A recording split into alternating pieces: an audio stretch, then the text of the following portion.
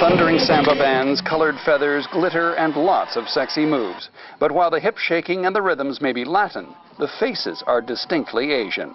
This isn't Rio or Sao Paulo, it's Tokyo, a city where the largest foreign contingent comes from halfway across the world. And it's teaching the Japanese a new way to party. They love parades and festivals in Japan, but most tend to be spiritual in nature.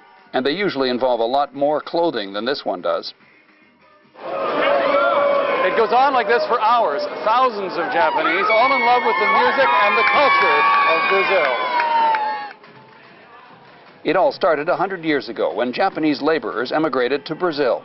The Brazilian-Japanese population now stands at 1.5 million, making Brazil the largest Japanese community outside of Japan. Many work in the automobile and technology industries. But now the immigration flow is being turned around, and some descendants have brought their skills back to Japan. Like this man, born in Brazil, he now calls Tokyo home. I like it. I love it, yes. I like music and culture of Brazil. The feeling would appear to be mutual. 300,000 Brazilians have moved to Japan. Some have no Japanese roots at all, but work for Japanese companies. This couple just arrived in Tokyo a month ago, so this event helps with the homesickness. This parade is very nice. Very nice people, very funny. I like too much. Japan and Brazil do billions of dollars of business each year.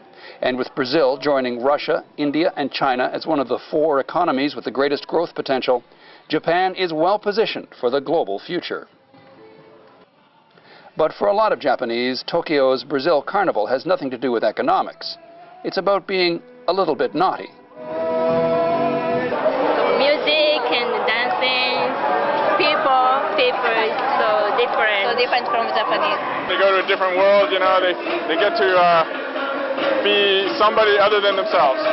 Whatever the motivation, it's clear that the people of Tokyo, for one day a year, get to truly let loose.